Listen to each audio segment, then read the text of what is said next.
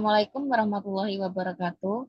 Perkenalkan, kami dari kelompok 3 ingin mempresentasikan tentang sistem terdistribusi aplikasi Facebook untuk memenuhi proyek UAS mata kuliah sistem terdistribusi. Dengan saya sendiri, Ayudhya Sekar Kedaton, dengan NIM 220103145. Dan saya Eka Fitri Handayani dengan NIM 220103149. Saya Fiza Trisna Akila dengan NIM 220103152.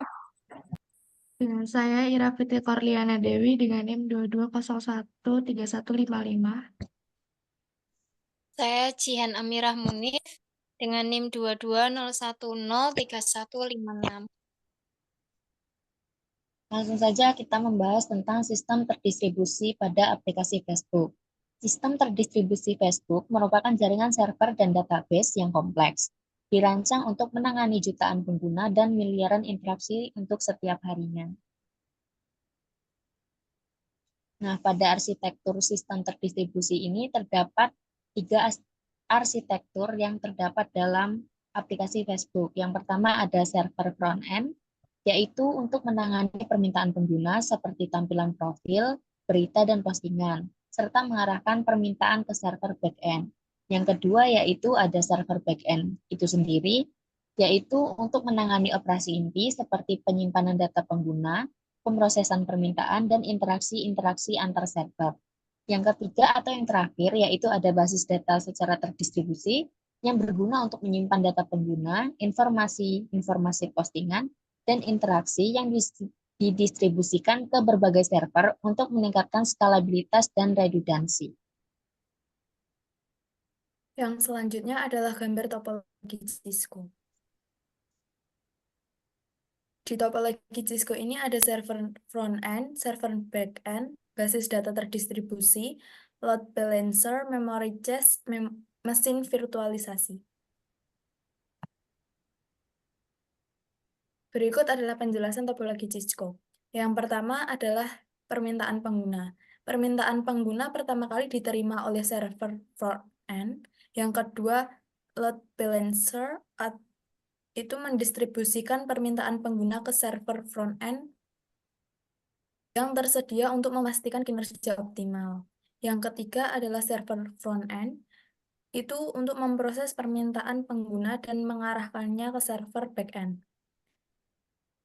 Sedangkan server back-end itu memproses permintaan pengguna dan berinteraksi dengan basis data terdistribusi. Yang terakhir ada basis data terdistribusi, yaitu menyimpan dan mengambil data pengguna.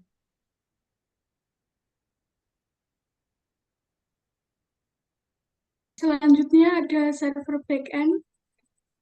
Yang pertama, memory cache. Server back-end menggunakan memory cache untuk menyimpan data yang sering diakses, meningkatkan kecepatan akses, dan mengurangi beban pada basis data. Yang kedua, mesin virtualisasi. Server back-end menjalankan mesin virtualisasi untuk menjalankan aplikasi dan layanan-layanan yang berbeda secara efisien. Yang ketiga, sistem pencarian. Server back-end menggunakan sistem pencarian yang canggih untuk mengelola volume data yang besar dan memungkinkan pencarian cepat. Yang keempat ada sistem pemrosesan antrian. Sistem pemrosesan antrian memungkinkan server back-end untuk menangani permintaan-permintaan yang sangat besar dengan mendistribusikan beban secara merata.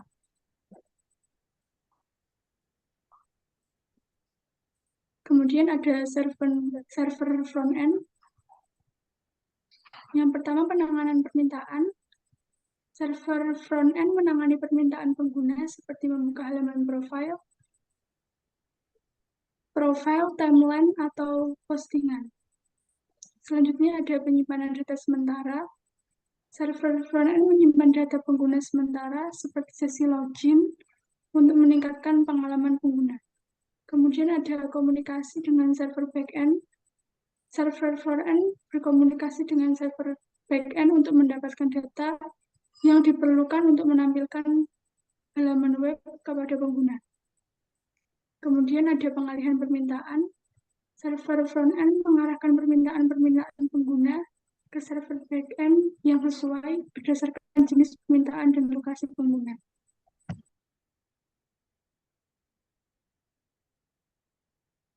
Selanjutnya ada basis data terdistribusi. Yang pertama ada skabilitas, memungkinkan Facebook untuk mengenali pertumbuhan data pengguna yang cepat dengan menambahkan server secara bertahap.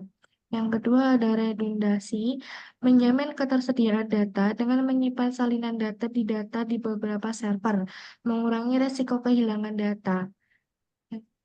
Keamanan, memperkuat keamanan data dengan menyebarkan data di berbagai lokasi, mempersulit akses tidak sah. Efisiensi, meningkatkan efisiensi dengan mendistribusikan beban pemrosesan data ke berbagai server, mengurangi waktu pemrosesan dan meningkatkan kinerja. Lalu ada peran API. Yang pertama, permintaan API. Aplikasi pihak ketiga dan situs web mengirimkan permintaan ke API Facebook. Yang kedua, ada verifikasi dan otorisasi.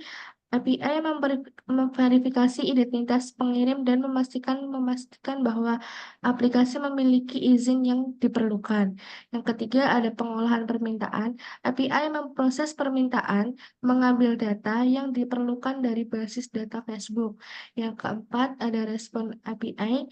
API mengembalikan hasil permintaan ke aplikasi pihak ketiga atau situs web dalam format yang sesuai. Selanjutnya, ada 3 integrasi komponen.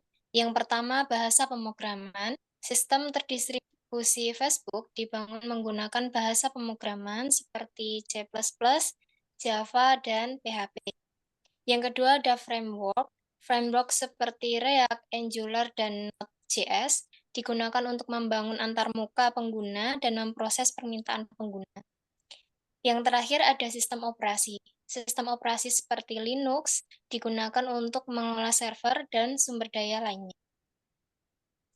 Kesimpulan dari materi ini adalah sistem terdistribusi Facebook merupakan contoh arsitektur yang kompleks dan canggih. Untuk memastikan kelancaran dan stabilitas sistem, penting untuk terus berinovasi dan meningkatkan infrastruktur. Sekian dari kami. Jika ada materi yang terlewat ataupun ada kesalahan, kami mohon maaf. Sekian, terima kasih. Wassalamualaikum warahmatullahi wabarakatuh.